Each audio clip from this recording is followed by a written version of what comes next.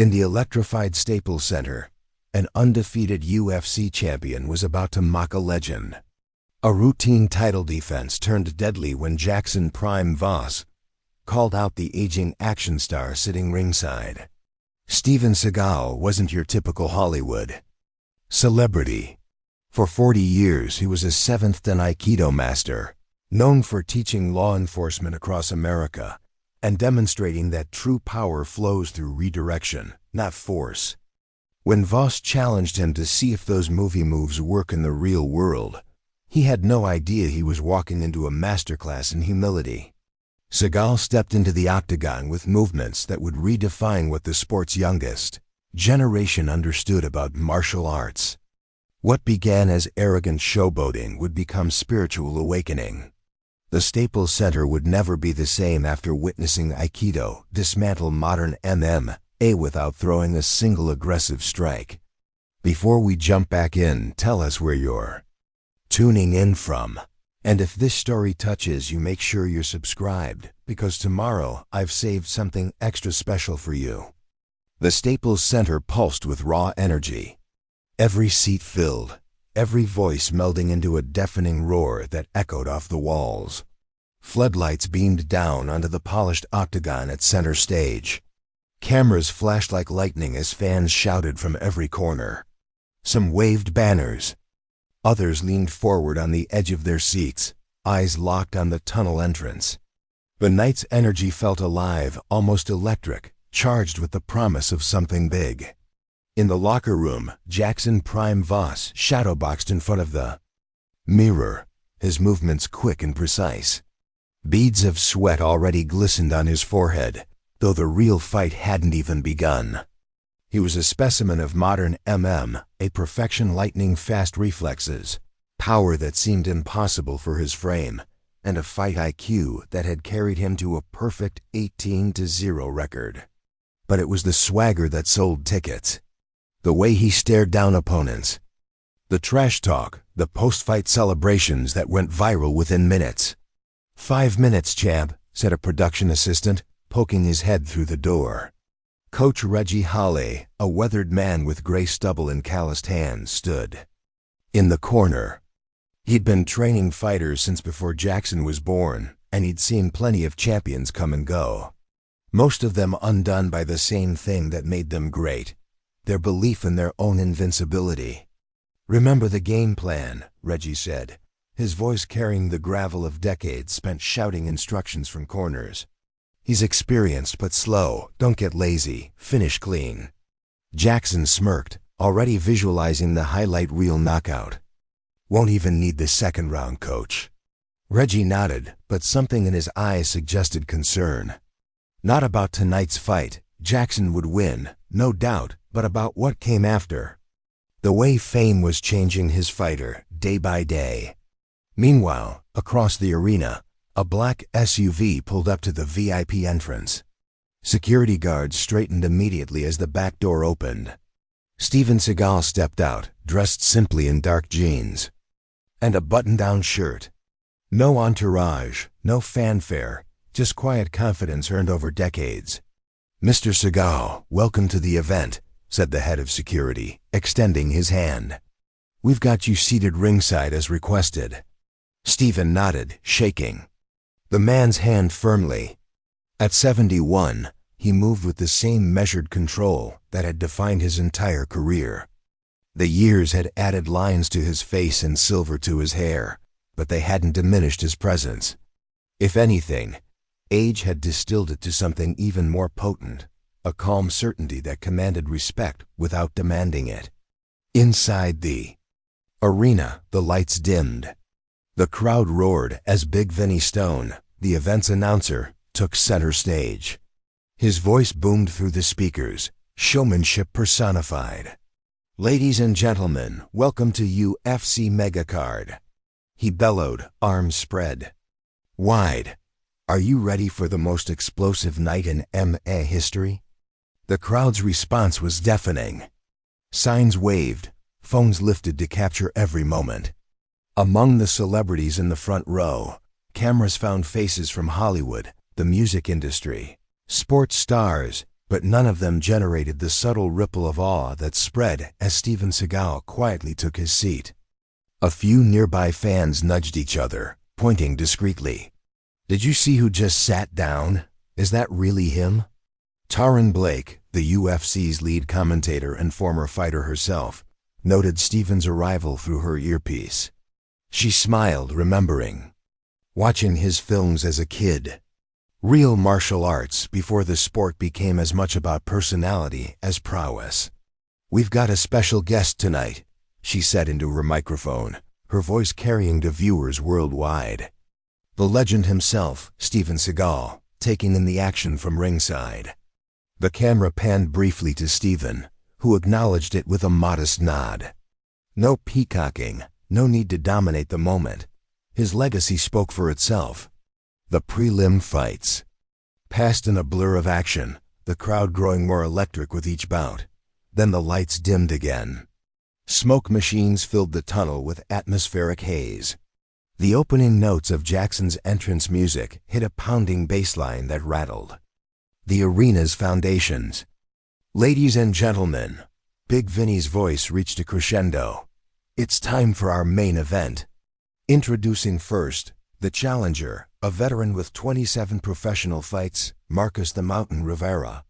Rivera entered to respectful applause. Fighter's fighter, known for his grit and technique. He'd earned his title shot the hard way, grinding through the ranks year after year. And now, Vinny paused for dramatic effect, defending his title for the 5th time, with a perfect professional record of 18 wins, 0 losses.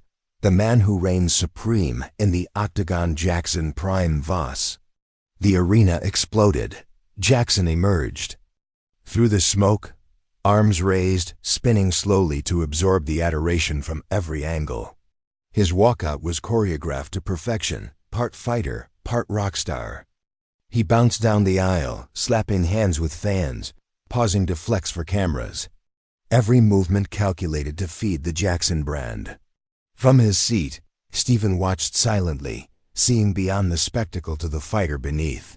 Talent was there, undeniably, but something else too. Something that often preceded a fall. Inside the cage, final instructions were given. The fighters touched gloves, Rivera respectfully, Jaxon with a smirk and a wink to the camera. The referee stepped back. The bell rang.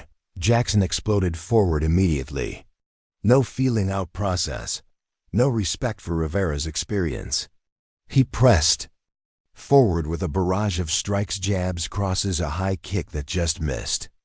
Rivera backpedaled, trying to establish distance, but Jaxon cut off the cage expertly. "Voss showing why he's the champion," Taryn commented from her position. "The speed advantage is obvious from the opening seconds." Midway through the first round, Jaxon began talking. "That all you got, old man?" he taunted, loud enough for the front rows to hear. Rivera fired back with a sharp counter, almost connecting, but Jaxon slipped it with theatrical flair, blowing a kiss to the crowd. The end came suddenly. Rivera overextended on a right hand, and Jaxon stepped in with a perfect left hook that dropped him like a stone. The crowd erupted as Rivera hit the canvas, motionless. The referee waved it off immediately. Jaxon didn't check on his opponent. Instead, he climbed the cage, arms raised, soaking in the adulation. When he finally dropped down, he grabbed the microphone from the interviewer before she could even ask a question. "Las Vegas," he shouted, his voice carrying over the chaos. "Another night, another body. But I'm getting bored up here. Where's the competition? Where are the legends?" The crowd ate it up, cheering louder.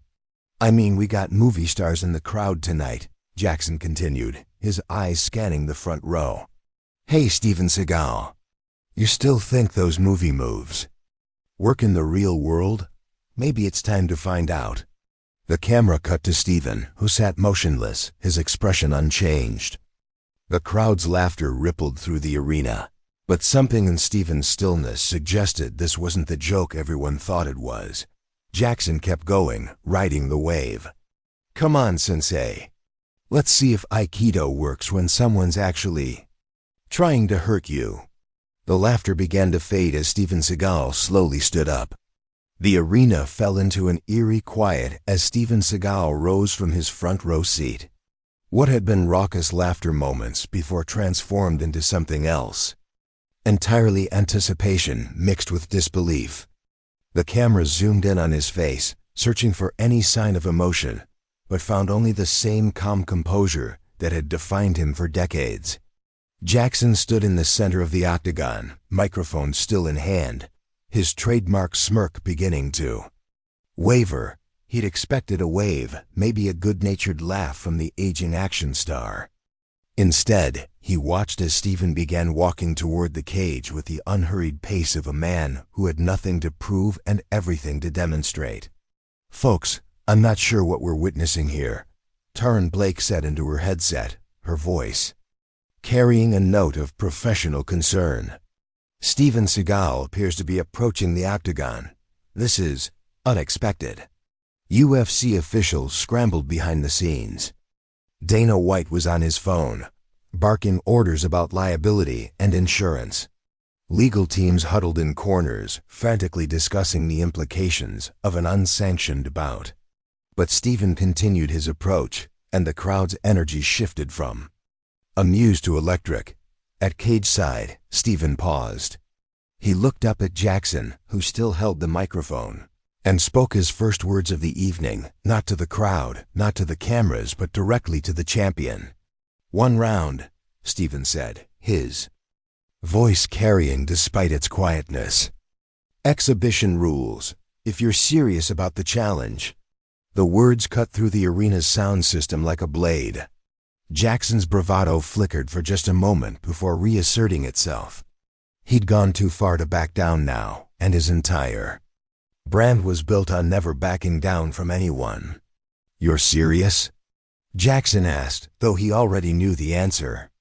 "Old man, I don't want to hurt you. This isn't a movie set." Steven didn't respond with words. Instead, he began removing his jacket, folding it carefully and handing it to a security guard. The simple act carried more weight than any verbal threat could have. In the front row, Mika Seagal watched her father with a mixture of pride and concern. She'd seen him in countless training sessions, knew the depth of his skill even as the world had reduced him to internet memes. But this wasn't a dojo. This was a cage surrounded by thousands of bloodthirsty fans and millions more watching on television. Reggie Holley had pushed through the crowd and was now at cage side, trying to catch Jackson's attention. "Champ, don't do this. You don't know what you're dealing with." But Jaxon was already drunk on the moment. The crowd was chanting his name. Social media was exploding. This would be the viral moment that defined his career, the night he proved that Hollywood martial arts were just choreography. "All right," Jaxon said into the microphone, his voice echoing through the arena. "If the legend wants to play, we'll play. 1 round, exhibition rules. Let's see what 40 years of movie fighting taught you." The crowd erupted again, but the energy was different now.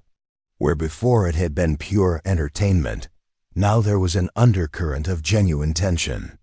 People were pulling out their phones, not just to record, but to potentially witness something historic or tragic. UFC officials worked frantically to set up the legal framework for what was about to happen. Waivers were signed in record time. Insurance adjusters were called. Medical staff was doubled. But none of that mattered to the two men now facing each other through the chain-link fence. Steven entered the octagon with the same unhurried precision he'd shown all evening. No fanfare, no entrance music, no theatrics. He simply stepped through the door and began stretching with fluid, economical movements that spoke of decades of disciplined practice. Jaxon, meanwhile, was bouncing on his toes, shadowboxing, playing to the crowd. But those closest to the cage noticed something in his eyes that hadn't been there before, a flicker of uncertainty. For the first time in his professional career, he wasn't sure what he was walking into. "This is unprecedented." Taryn continued her commentary, her voice carrying a note of professional fascination. "We're about to witness a clash not just between two fighters, but between two completely different martial arts philosophies. Modern MMA, with its emphasis on aggression and athleticism, against traditional aikido, which focuses on redirection and control." Reggie managed to get into Jackson's corner, though he looked like a man attending a funeral. "Listen to me," he said urgently. "Forget everything you think you know about this man. He's not a joke. He's not a meme. Those hands have been training since before you were born." Jaxon nodded absently, but his attention was elsewhere. He was studying Stephen, who stood in the opposite corner in perfect stillness. No pacing, no nervous energy, no last-minute preparations. Just a man waiting with the patience of stone. The referee, hastily briefed on the exhibition rules, called both men to the center. "Gentlemen, this is a one-round exhibition. No official winner will be declared. Exhibition rules apply: controlled contact, stop on my command. Protect yourselves at all times. Touch gloves and return to your corners." Jaxon extended his gloves with his usual cockiness, but when Stephen's gloves met his, something passed between them. Stephen's grip was firm, but not aggressive, and for a moment, Jaxon felt like he was shaking hands with a movable force disguised as gentle humanity. They returned to their corners. The arena fell silent except for the hum of anticipation. The referee looked at both men, raised his hand, and brought it down. "Fight." The moment the referee's hand dropped, Jaxon exploded forward with the same explosive energy that had defined his career. He came at Stephen like a hurricane, fast, powerful, and overwhelming. His opening combination was a thing of beauty, in Koji. Its violence, a sharp jab to set up distance, a cross aimed at the chin, followed immediately by a leg kick designed to chop down his opponent's base. But Stephen wasn't there, not in the way Jaxon expected. Stephen hadn't backed up, hadn't circled away, hadn't done any of the things a normal opponent would do when faced with such aggression. Instead, he'd simply shifted, a slight turn of the hips, a minimal adjustment of his stance, and Jackson's perfectly timed combination found nothing but air. "Interesting start," Turin commented, though her voice carried a note of puzzlement. "Seagal using some very unconventional movement patterns here." Jaxon reset immediately, his training kicking in. He'd faced elusive opponents before. He pressed forward again, this time with a more measured approach. He threw a couple of feints to gauge Stephen's reactions, then launched into a combination that had dropped 3 of his last 5 opponents, a left hook to the body followed by an overhand right. Again, Stephen wasn't where the punches landed. But this time, Jaxon felt something that made his blood run cold. As his overhand right passed through empty space, he felt Stephen's hand brush against his wrist, not grabbing, not striking, just redirecting. The touch was so light it barely registered, but somehow it sent Jaxon stumbling slightly off balance. The crowd, which had been roaring its approval for the action, began to quiet. Something strange was happening in the octagon, something they couldn't quite process. Jackson's frustration began to mount. He was faster, stronger, younger, and more athletic than his opponent by every measurable standard. Yet somehow Stephen was making him look clumsy. He decided to abandon subtlety and go for broke. He shot forward with a takedown attempt, his wrestling background taking over. If he could get Stephen to the ground, the fight would be over in seconds. But as he drove forward, something happened that defied everything he understood about physics and leverage. Stephen's hands found Jackson's shoulders, not to resist the takedown, but to guide it. Jaxon found himself being redirected with such perfect timing and positioning that his own momentum carried him past Stephen entirely. He managed to avoid going down, but he ended up facing the wrong direction, completely off balance. "My God," Turin breathed into her microphone. "I've never seen anything like this. Seagal isn't fighting Voss, he's conducting him." The crowd was now almost silent, the earlier bloodlust replaced by something approaching awe. They were witnessing something that didn't fit into any category they understood. This wasn't a fight in any traditional sense. It was something else entirely. Jaxon spun around, his face flushed with exertion and growing frustration. Stephen stood exactly where he'd been before, his breathing calm and even, not a hair out of place. It was as if the last 30 seconds of frantic activity had happened around him rather than to him. "What the hell are you doing?" Jaxon muttered, though whether to Stephen or to himself wasn't clear. Stephen didn't respond. He simply waited, his stance loose and natural, his hands at his sides. There was no tension in his body, no coiled readiness for action. He looked like a man waiting for a bus, not someone in the middle of a fight. Jaxon came forward again, this time with a spinning back kick that had knocked out 2 opponents in his career. The kick was perfectly timed, perfectly placed, and delivered with fight-ending power. It should have been lights out for the aging aikido master, but Stephen moved like water on stone. He didn't block the kick, didn't catch it, didn't even seem to acknowledge it was coming until the last possible second. Then, with a movement so subtle the cameras almost missed it, he stepped slightly to his left and forward, and Jaxon's kick passed harmlessly behind him. But Stephen wasn't done. As Jaxon's leg completed its arc, Stephen's palm found his chest, not a strike exactly, but a push that caught Jaxon at the precise moment when he was most off balance. The touch was gentle, almost casual, but its effect was devastating. Jaxon stumbled backward, his eyes wide with shock. That simple palm to the chest had disrupted his balance so completely that for a moment, he felt like he was falling through space. He managed to keep his feet, but barely. The crowd was now dead silent. Even the commentary booth had gone quiet, Torin Blake struggling to find words for what she was witnessing. Reggie Howley, watching from cage side, felt his stomach drop. He'd been training fighters for 30 years, and he'd never seen anything like this. Stephen wasn't just winning, he was rewriting the rules of engagement entirely. Jaxon stood in the center of the octagon, breathing hard despite the fact that the round was barely half over. For the first time in his professional career, he was truly confused. Everything he'd tried had been neutralized, not through superior technique or athleticism, but through something he couldn't even name. Stephen remained in his corner of the cage, still calm, still waiting. But now there was something different in his eyes. Not aggression, not malice, but a kind of patient instruction, as if he were a teacher waiting for his student to understand. "The lesson, time," Jaxon called out suddenly, holding up his hand. The referee looked confused. There was still time left in the round, but Jaxon needed a moment. He needed to think, to process what was happening to him. Stephen nodded slightly, as if he understood, and stepped back to give Jaxon space. But his eyes never left the younger fighter, and in that gaze, Jaxon saw something that shook him to his core. Steven Seagal wasn't even trying yet.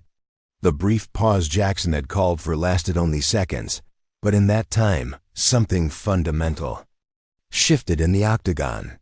The crowd could sense it, the commentators could feel it, and most importantly, Jaxon could see it in Stephen's patient eyes. This wasn't going according to any script he had ever imagined. "All right," the referee said. "Let's continue."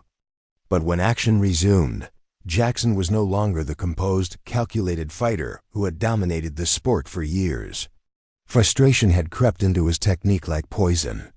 He came forward with wild, angry strikes, haymakers that would have flattened most opponents, but found only empty air as Stephen continued his impossible dance of minimal movement and maximum effect.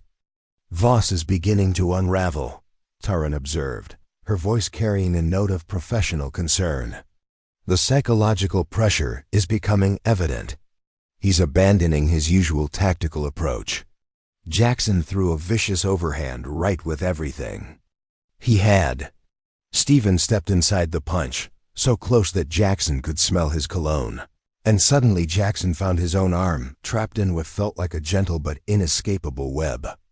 Steven's hands guided Jackson's attacking arm in a circle, using the fighter's own momentum to spin him around. For a terrifying moment, Jaxon was completely helpless. His back was to Steven, his arm extended and controlled, his balance completely compromised. Steven could have ended the fight right then. A simple push would have sent Jaxon face first into the cage, or worse. Instead, Steven simply released him and stepped back. The message was clear: I could have hurt you, but I chose not to.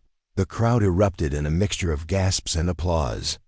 They were witnessing something unprecedented, a masterclass in control and restraint, being delivered in the most violent arena in sports. Jaxon spun around, his face now flushed with something beyond exertion. It was embarrassment, confusion, and the first stirrings of genuine fear. He had built his entire identity around being untouchable in combat, and now he was being dismantled by a man who seemed to be barely trying. "You're not even fighting," Jaxon shouted, his voice cracking slightly. "Fight me." Steven's response was barely audible, but the cameras picked it up. "I am fighting. You're just not ready to see it yet." Those words hit Jaxon harder than any physical blow could have. He charged forward in a rage, throwing everything he had: punches, kicks, knees, elbows. It was the kind of flurry that had overwhelmed every opponent he'd ever faced. But Steven moved through the storm like he was walking through a gentle rain. Every strike was redirected, every attack neutralized.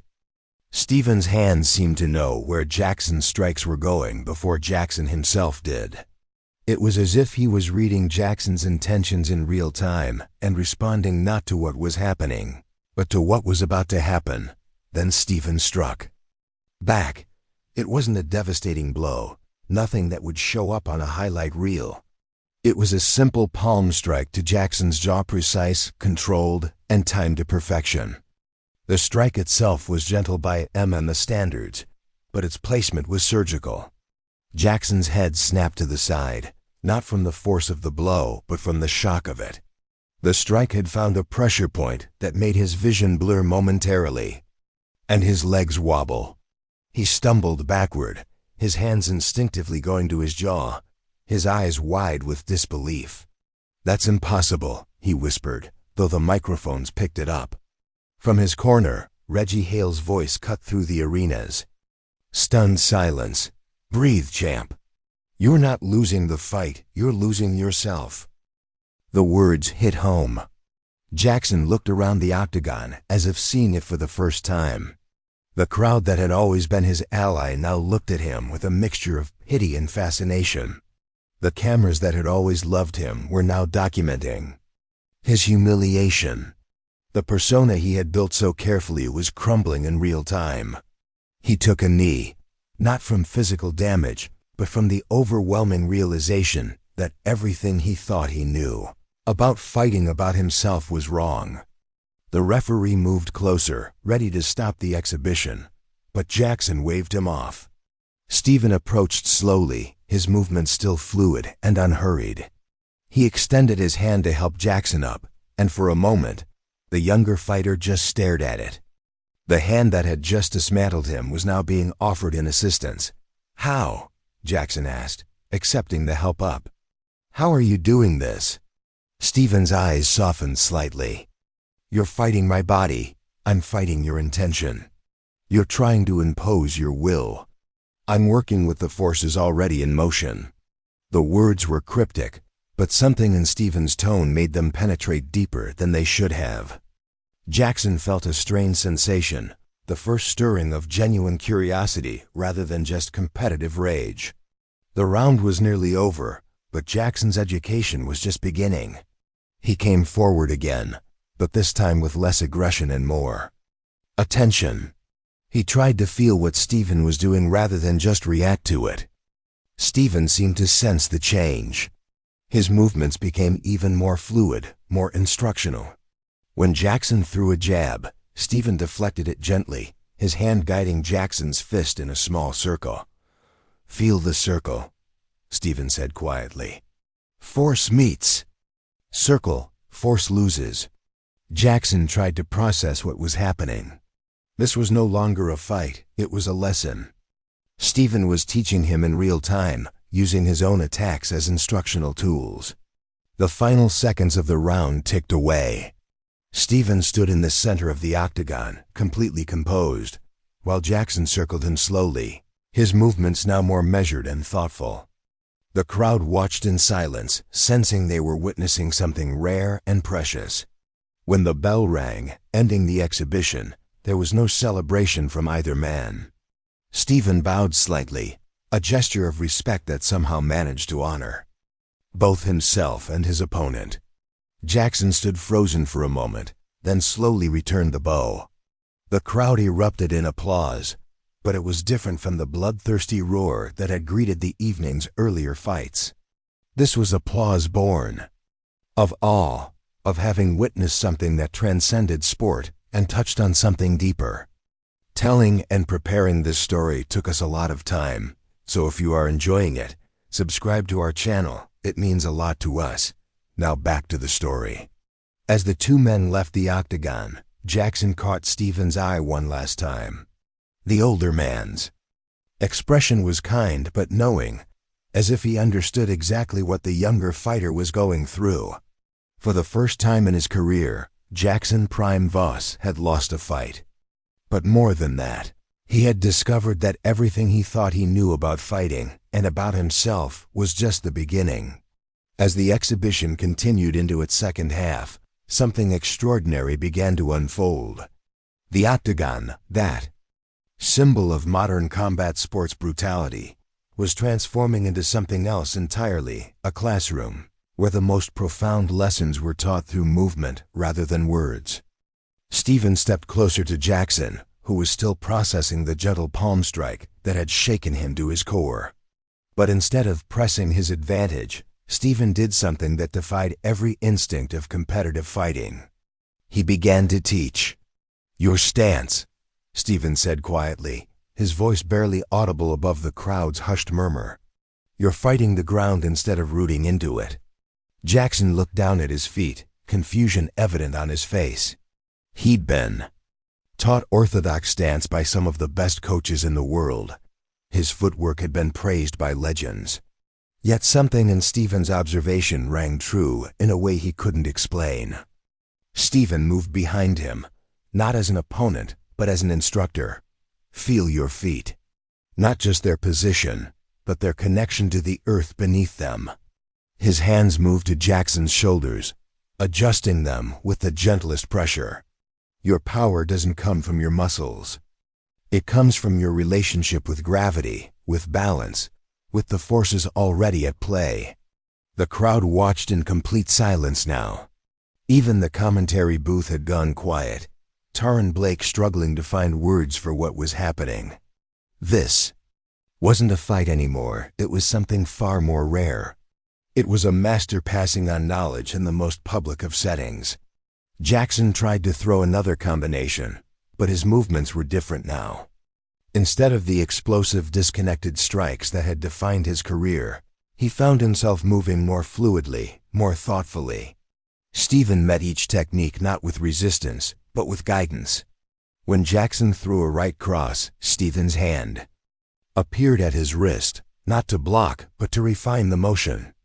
Feel the spiral, Stephen said, guiding Jaxon's fist in a subtle corkscrew motion. Your body is not a machine with separate parts. It's a unified system of energy. The transformation was visible to everyone watching.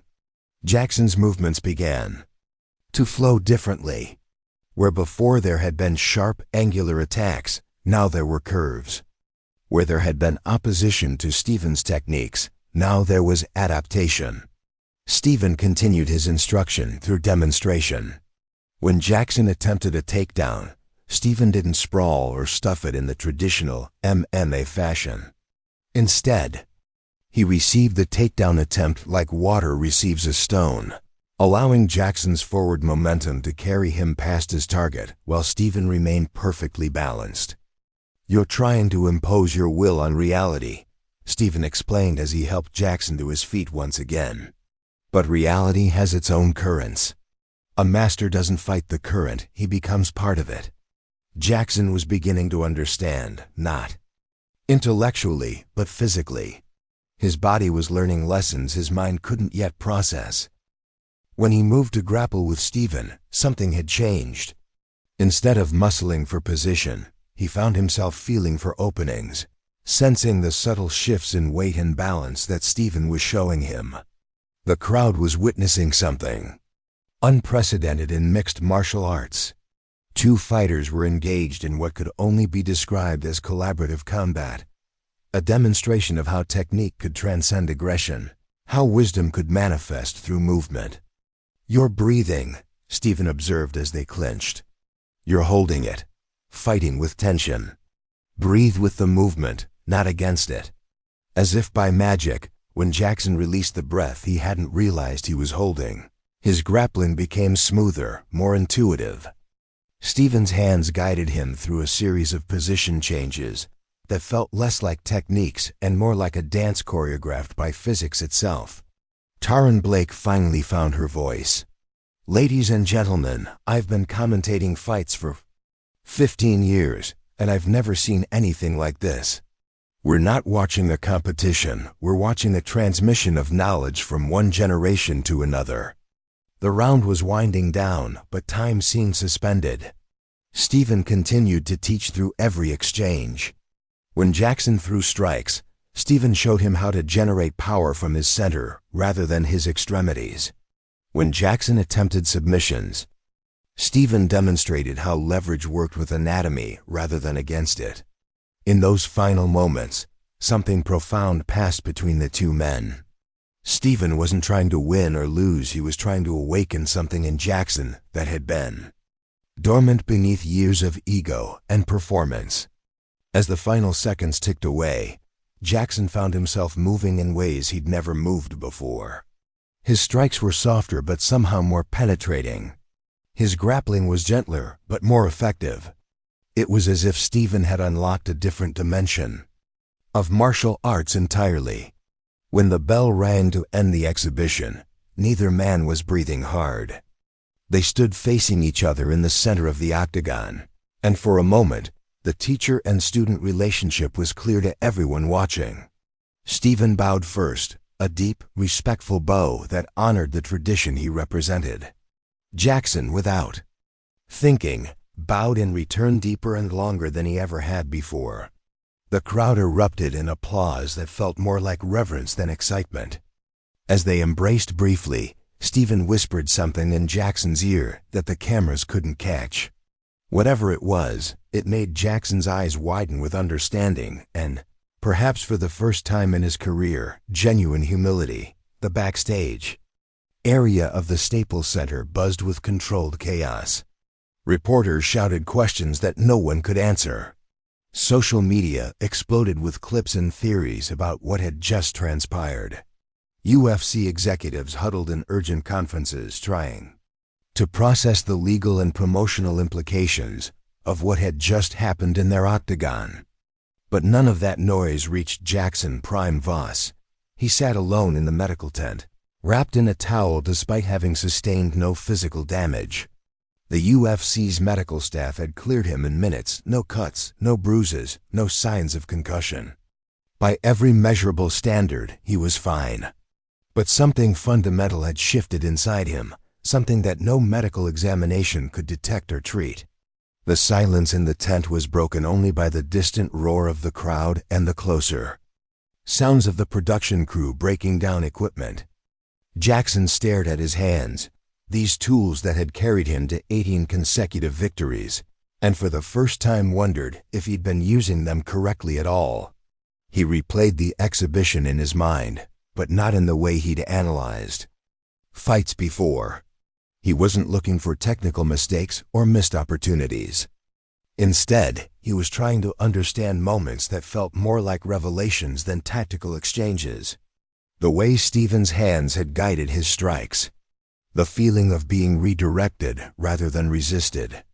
The strange sense that he'd been fighting Shadows while something real and substantial had been trying to teach him. "You okay, champ?" Reggie Hale's gravel voice cut through Jackson's reverie. His coach stood in the tense entrance, his weathered face wearing an expression Jackson had never seen before, not disappointment or concern, but something approaching wonder. "I don't know," Jackson answered honestly. It was perhaps the first completely honest thing he'd said in years. "I don't know what just happened out there." Reggie stepped inside and sat down across from his fighter. For 30 years, he'd been preparing fighters for every conceivable scenario. He'd coached men through losses, injuries, career-ending defeats, and personal crises. But he'd never seen anything like what had just unfolded in the octagon. "You got schooled," Reggie said simply. "But not the way I've ever seen anyone get schooled before." Jackson looked up at his coach, searching for judgment or disappointment, but finding neither. "I couldn't touch him. Every time I thought I had him figured out, it was like he was somewhere else entirely." "Because he was," Reggie said. "He wasn't fighting the same fight you were fighting. Hell, I'm not sure he was fighting at all." Across the building, in another quiet corner away from the media frenzy, Steven Seagal was giving his own brief press conference. The questions came fast and aggressive, reporters hungry for soundbites and explanations. "Mr. Seagal, what was your strategy going into the exhibition?" Steven's answer was characteristically measured. "I had no strategy. Strategy implies opposition. I simply responded to what was offered. Do you consider this a victory?" The question seemed to puzzle him. Victory over what? Over whom?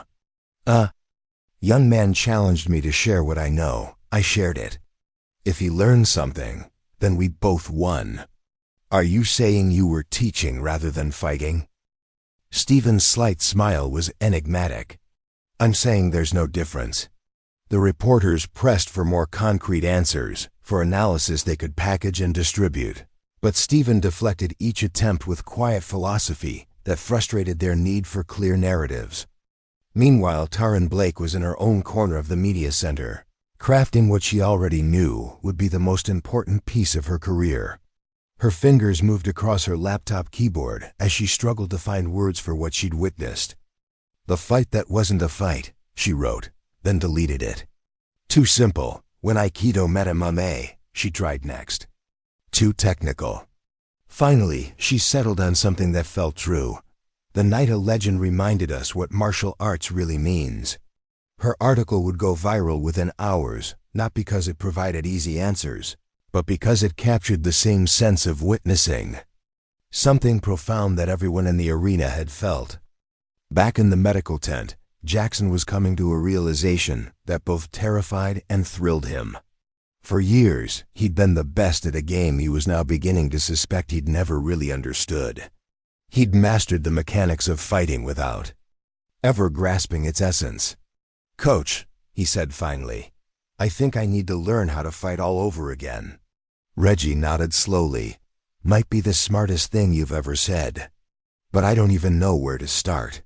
Reggie was quiet for a long moment, then reached into his pocket and pulled out a business card he'd been given years earlier at a martial arts seminar. He'd never thought he'd have a reason to use it. "Maybe," he said, handing the card to Jaxon, "you start by asking the man who just taught you the lesson." Jaxon looked at the card.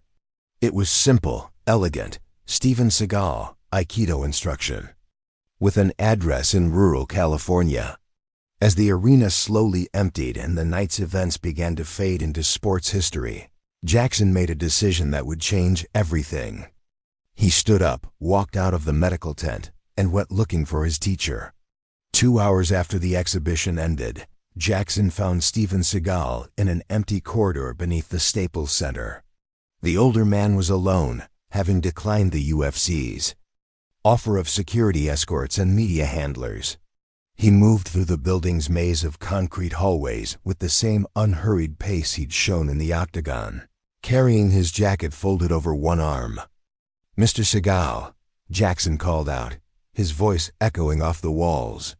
Steven turned, unsurprised, as if he'd been expecting this encounter.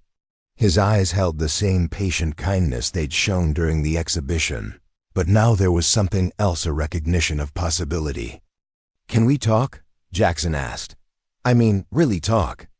No cameras, no microphones, no audience." Stephen studied him for a moment, then nodded toward a nearby equipment room. In here, the room was filled with folded chairs and unused promotional banners, the detritus of countless events. But as Stephen closed the door behind them, the space seemed to transform into something more intimate, more sacred. For the first time in years, Jaxon was completely removed from his public persona. "I built a mask to survive," Jaxon said without preamble, the words tumbling out before he could stop them. "Started when I was a kid getting beat up in foster homes, then in amateur competitions, then in the pros. I created this character Prime, who could never be touched, never be hurt, never be vulnerable. And somewhere along the way, I forgot there was anyone underneath." Stephen listened without interruption, his presence creating a space where honesty felt not just possible but necessary. "Tonight," Jaxon continued, "you stripped all that away in 10 minutes. You showed me that everything I thought made me strong was actually making me weak. But I don't know what's underneath the mask anymore. I don't know who I am without the character." The confession hung in the air between them. Jaxon had never spoken these words to anyone, not to Reggie, not to therapists, not even to himself in the privacy of his own thoughts. Stephen was quiet for a long moment, then spoke. "When I was your age, I thought I knew everything about fighting. I had studied multiple martial arts. I was physically strong, technically proficient. I could defeat most people I encountered, but I was missing the most important element." He paused, his eyes focusing on something distant. "I was in Japan, training with an old master whose name you wouldn't recognize. I challenged him, certain I could show him how modern training had improved on his ancient methods. He was 75 years old, moved like he was made of water, and proceeded to dismantle every technique I threw at him without breaking a sweat." Jaxon leaned forward, recognizing parallels to his own experience. After he finished embarrassing me, I asked him the same question you're asking now. How do I start over? His answer changed my life. "You don't learn to fight. You learn to stop fighting. You learn to harmonize with what is, rather than impose what you think should be." The words resonated in the small room like a struck bell. Jaxon felt something shift inside him, a loosening of the tight control he'd maintained over his image and identity for so many years. "I spent the next 5 years unlearning everything I thought I knew," Stephen continued. "It was the hardest thing I've ever done, and the most valuable. I had to let go of needing to be right, needing to win, needing to prove myself. I had to learn to listen to my opponent, to the moment, to the wisdom that emerges when you stop trying to force outcomes." Jaxon was quiet, processing not just the words but the space between them, the quality of presence Stephen brought to even casual conversation. "Would you teach me?" Jaxon asked finally, not techniques or strategies, but whatever it was you just did out there. Whatever made the difference. Stephen studied him carefully. "Teaching requires a student. Are you willing to be a beginner again? To give up the identity that's brought you fame and fortune? To fail repeatedly in pursuit of something you can't even name yet?" The questions hung in the air like a challenge and an invitation. Jaxon thought about his perfect record, his endorsement deals, his social media following all the external markers of success that had defined his worth for so long. "Yes," he said, and meant it. Stephen reached into his jacket pocket and pulled out a small piece of paper. He wrote an address in neat handwriting and handed it to Jaxon. "This is my private dojo in Northern California. It's not a gym or a training facility. It's just a quiet place where people come to practice. No cameras, no schedules, no expectations beyond showing up and being present." Jaxon looked at the address, feeling like he was holding a map to a country he'd never imagined. "Visiting. Come when you're ready to start over," Stephen said. Not when your schedule allows or when it's convenient for your career. When you're ready to meet who you are beneath the mask. They stood in the equipment room for a few more moments, the weight of the decision settling between them. Finally, Stephen moved toward the door. "One more thing," he said, pausing with his hand on the handle. "Don't come to learn how to fight better. Come to learn how to be better. The fighting will take care of itself." With that, he was gone, leaving Jaxon alone with the piece of paper and the most important decision of his life. 3 weeks later, Jaxon drove his Tesla up a winding dirt road in the mountains north of San Francisco. He'd told his management team he was taking a sabbatical for mental health and spiritual development, words that had made his publicist visibly cringe. Endorsement deals were put on hold. Training camps were canceled. The UFC was furious, but his contract gave him the right to take time between fights. The address Stephen had given him led to a simple wooden building nestled among redwood trees. There was no sign, no indication of what went on inside. A small gravel parking area held only an old pickup truck and Stephen's black SUV. Jaxon sat in his car for a few minutes, looking at the building and wondering if he was making the biggest mistake of his career. Finally, he got out and approached the front door. Before he could knock, it opened. "You came," Stephen said simply. He wore loose black pants and a plain t-shirt, looking nothing like the action star or the mystical figure the internet had made him into. He looked like a man who had found peace with exactly who he was. "I wasn't sure I would," Jaxon admitted. "I was." The interior of the dojo was sparse and beautiful. Polished wooden floors, white walls, no mirrors or equipment. Just empty space filled with natural light from high windows. It felt more like a meditation hall than a place for physical training. "Where should I change?" Jaxon asked, carrying his gym bag. "You're already dressed," Stephen said. "We don't wear uniforms here. We don't need to look like martial artists to practice martial arts." Jaxon set down his bag, feeling suddenly overdressed in his designer workout clothes. "Before we begin," Stephen said, "you need to understand something. Everything you've learned about training is designed to make you better at defeating other people. What we do here is designed to make you better at understanding yourself. Sometimes those align. Often they don't." He gestured to the center of the empty floor.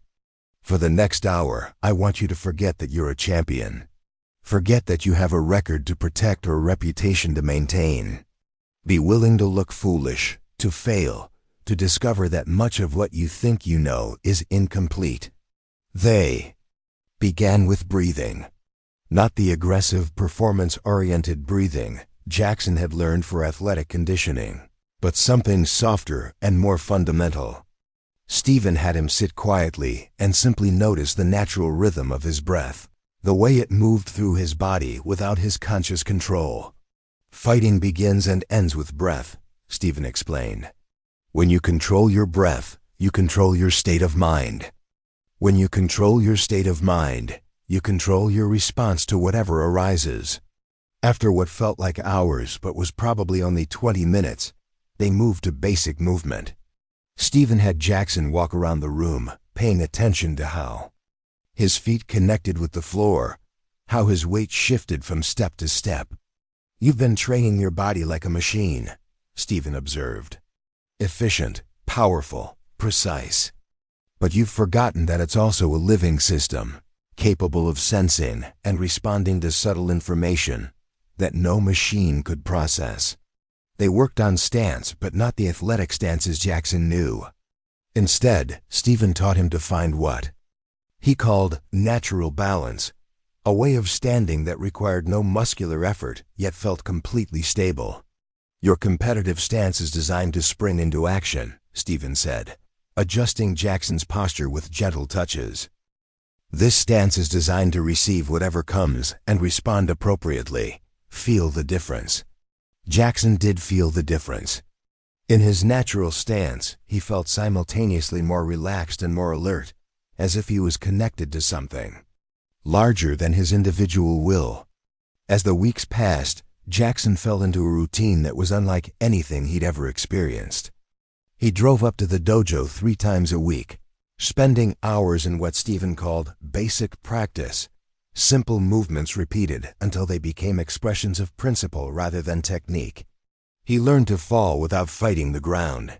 He learned to be pushed without pushing back. He learned to redirect force rather than meeting it head-on. Most importantly, he learned to fail without his ego interpreting failure as identity. One afternoon, as they practiced a simple wrist release, Jaxon found himself moving in a way that felt completely effortless, yet perfectly effective. Stephen's grip on his wrist simply dissolved without any sense of struggle or opposition. "That's it," Stephen said quietly. "You stopped trying to escape and started flowing with the connection. You transformed the relationship from opposition to cooperation." Jaxon looked at his hands in wonder. It felt like magic. "It's not magic," Stephen said. "It's what happens when you stop fighting reality and start dancing with it." As his training progressed, Jaxon began to notice changes that went far beyond martial arts. He found himself listening more carefully in conversations, reacting less defensively to criticism, responding to challenges with curiosity rather than aggression. One evening, as they finished practice, Stephen asked him a question that would haunt him for weeks.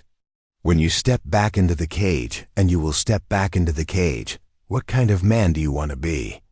Jaxon realized he was about to find out. 4 months after the exhibition that changed everything, the Staples Center buzzed with a different kind of energy. The anticipation was electric, but underneath the usual pre-fight excitement lay something deeper curiosity about what kind of fighter would emerge from Jaxon Prime Voss's mysterious sabbatical. The media had speculated endlessly during his absence. Some called it a publicity stunt. Others suggested he was having a breakdown.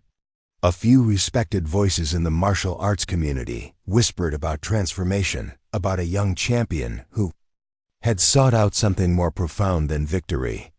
But tonight, all speculation would end. Jaxon sat in his locker room, but everything about the scene was different from his previous fights.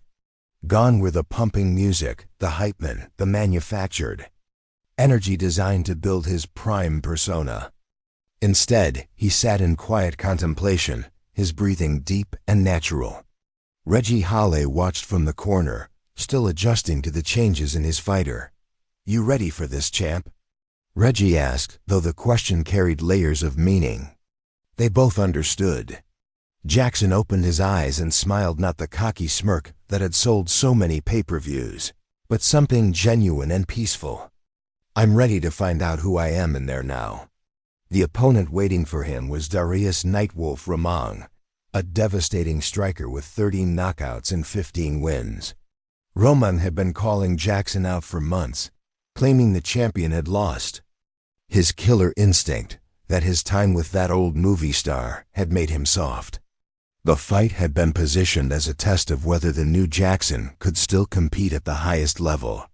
In the front row, 2 familiar figures took their seats.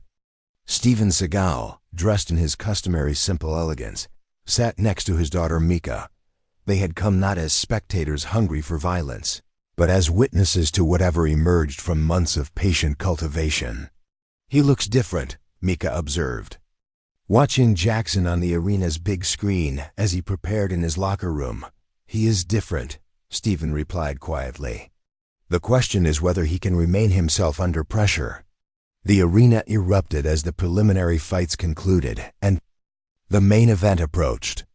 But when Jaxon's entrance music began a subtle, meditative piece rather than his usual aggressive anthem, the crowd's energy shifted. Confusion rippled through the seats. This wasn't the showman they expected.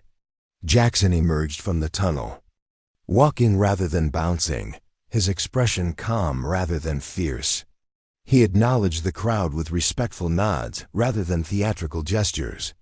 His entire presence had been transformed from performer to practitioner.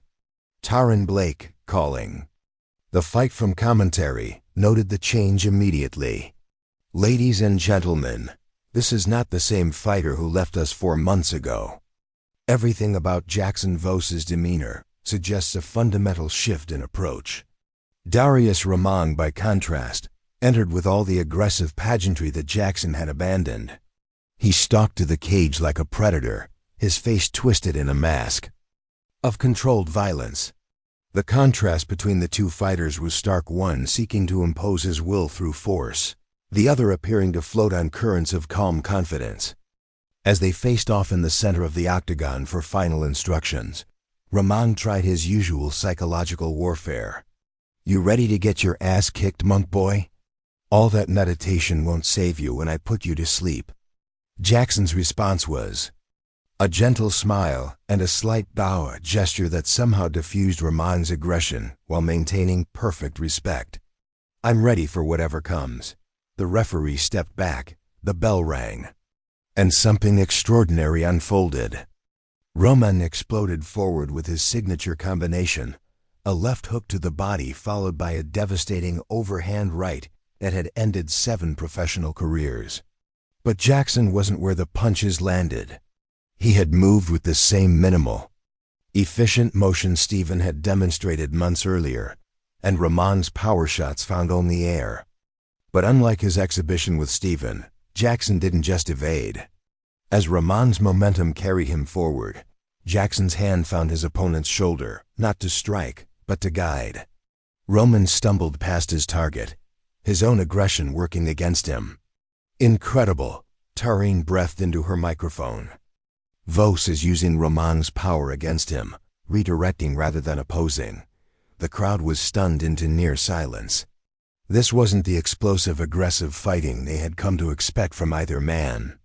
Jaxon moved like water on stone, never quite where Ramang expected him to be, never offering the resistance that Ramang's style depended on. Roman reset and came forward again, this time with a more measured approach. But Jaxon had changed the rules of engagement entirely. Where Ramang sought to dominate through superior technique and conditioning, Jaxon seemed to be reading the fight. At a deeper level, responding not just to what Ramang was doing, but to his intentions before they manifested as action. Midway through the first round, Ramang managed to corner Jaxon against the fence. It should have been the end. Ramang's ground game was devastating, and he had the physical tools to maul opponents in close quarters. But as he drove forward for the takedown, Jaxon did something that defied every convention of mixed martial arts. He relaxed completely. Instead of fighting the takedown, sprawling away, or trying to reverse position, Jaxon simply went with Ramang's momentum. He allowed himself to be taken down, but in the process, he redirected Ramang's energy so perfectly that what should have been a dominant position became a scramble. Before Ramang could establish control, Jaxon had flowed to his feet with the same effortless motion Steven had shown him in the dojo. Ramang stood across from him, breathing harder from that brief exchange than Jaxon appeared to be from the entire fight. Something was wrong. Nothing was going according to the script Ramang had prepared for. "Stay aggressive." Ramang's corner shouted, "He's running, press him." But Jaxon wasn't running. He was dancing not with Ramang, but with the forces Ramang was generating. Every attack became an opportunity for redirection. Every aggressive advance became an opening for subtle counterwork. In the second round, the transformation became even more apparent. Jaxon began to strike, but his attacks came from impossible angles generated not from muscular force, but from perfect timing and positioning. A gentle palm strike to Ramang's solar plexus folded him momentarily. A touch to his temple disrupted his balance. These weren't devastating blows in the traditional sense, but they accumulated like water wearing away stone. Ramang's frustration mounted. He had trained his entire career to fight aggressive opponents, technical opponents, even elusive opponents. But he had never faced someone who seemed to be fighting from a completely different paradigm. With 30 seconds left in the second round, Ramang threw everything he had into one final assault. He came forward with a flying knee that should have ended the fight. But Jaxon stepped slightly offline, caught Rahman's leg, and guided him gently to the ground in what could only be described as a horizontal dance move. Rahman found himself on his back, staring up at the arena lights, with Jaxon kneeling beside him in what was technically a dominant position, but felt more like a meditation pose. For a moment that seemed to stretch into eternity, the two fighters looked at each other, one confused and exhausted, the other perfectly calm. Jaxon could have finished the fight. Rahman was vulnerable, disoriented, completely at his mercy. Instead, Jaxon did something that would be replayed millions of times and debated for years. He helped Rahman to his feet. The crowd erupted in confusion and awe. Jaxon had just demonstrated complete dominance by choosing not to dominate. He had won by refusing to win in the way everyone expected. As the round ended, both fighters returned to their corners. Rahman collapsed on his stool, physically and psychologically drained. Jaxon sat calmly, his breathing even, his expression peaceful. From the front row, Stephen watched with satisfaction. The student had become something new, not just a better fighter, but a better human being who happened to fight. The third round was almost anticlimactic. Rahman, having exhausted himself trying to impose his will on someone who wouldn't be imposed upon, moved like a man in a dream. Jaxon continued his patient dance, never hurting his opponent more than necessary, never taking unnecessary risks, simply demonstrating a mastery that transcended technique. With 2 minutes left in the fight, Rahman tapped out to what the referee later described as positional submission, not from any specific hold, but from the overwhelming realization that he was completely outclassed by someone operating from principles he couldn't comprehend. As Jaxon released him immediately and helped him to his feet, Rahman did something unprecedented. He bowed to his opponent, recognizing that he had just witnessed something that transcended sport and touched on art. The crowd's reaction was unlike anything in MMA history. It wasn't the roar of bloodlust satisfied, but the reverent applause of people who had witnessed something beautiful and transformative. In his post-fight interview, Jaxon spoke quietly into the microphone, his words carrying a weight that his previous bombast never had. "The fight that changed me wasn't for a belt," he said, his eyes finding Stephen in the crowd. "It was for my soul. Tonight wasn't about proving I could still win. It was about discovering who I am when winning isn't the point." He paused, looking directly into the camera that would carry his words around the world. Real strength isn't about overpowering others. It's about mastering yourself. Real victory isn't about defeating opponents. It's about transcending the need to defeat anyone at all. The arena fell silent, absorbing words that would reshape how an entire generation thought about competition, conflict, and the true purpose of martial arts. 6 months later, the sun filtered through tall windows into a converted warehouse space in downtown Los Angeles.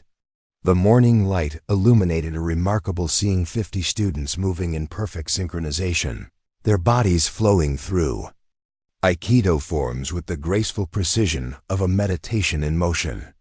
At the front of the class, Jaxon Voss guided them through the movements with quiet authority. Gone was any trace of the brash champion who had once demanded attention through spectacle. In its place was a teacher who commanded respect through presence alone. "Remember," his voice carried clearly through the space, "you're not fighting the force. You're joining with it, redirecting it, transforming it into something beautiful." The students, a mix of former fighters, stressed executives, curious teenagers, and elderly practitioners, moved with varying degrees of skill but uniform dedication. They had come seeking different things. Some wanted to learn self-defense, others sought stress relief. Still others were drawn by the philosophy Jaxon had begun articulating in interviews and social media posts that had replaced his former promotional bluster. In the corner of the dojo, Mika Seagal watched with satisfaction. She had helped Jaxon establish this space, had advised him on curriculum and teaching methodology. But more importantly, she had witnessed his complete transformation. From ego-driven athlete to wisdom-seeking practitioner. "Class is looking good," she said as the session concluded and students began filing out, their faces carrying the peaceful exhaustion that comes from meaningful practice. "It feels right," Jaxon replied, bowing slightly as the last student left. "More right than anything I've ever done." The walls of the dojo were decorated simply but meaningfully. His championship belts hung there, not as trophies but as reminders of a journey. Next to them was a photograph from his last fight with Roman, the moment he had helped his defeated opponent to his feet. But the centerpiece was a simple calligraphy. Scroll, a gift from Stephen, that read, "The highest victory is the victory over oneself." Jaxon's phone buzzed with a text message. He glanced at the message and smiled. "Stephen, the dojo is always open." It had become a familiar phrase between mentor and student, less a literal invitation, more a constant reminder. Mastery isn't a destination but a daily walk shaped by humility and persistence. That afternoon, Jaxon sat in a modest office tucked behind his dojo, working on something the old Prime would have never imagined: writing a book, but not a flashy memoir or tell-all expose.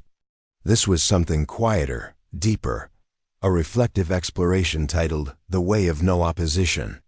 In it, he wove together his past as a champion, the spiritual pivot sparked by his time under Stephen's guidance, and the truths he now passed on as a teacher. Writing was slow and deliberate, much like his practice demanding focus, honesty, and patience. A knock broke his concentration. At the door stood a young fighter, early 20s, eyes filled with the same restless confusion Jaxon had once carried. "Mr. Voss, I'm Marcus Chun. I fought last weekend. I got wrecked, not just beat, exposed.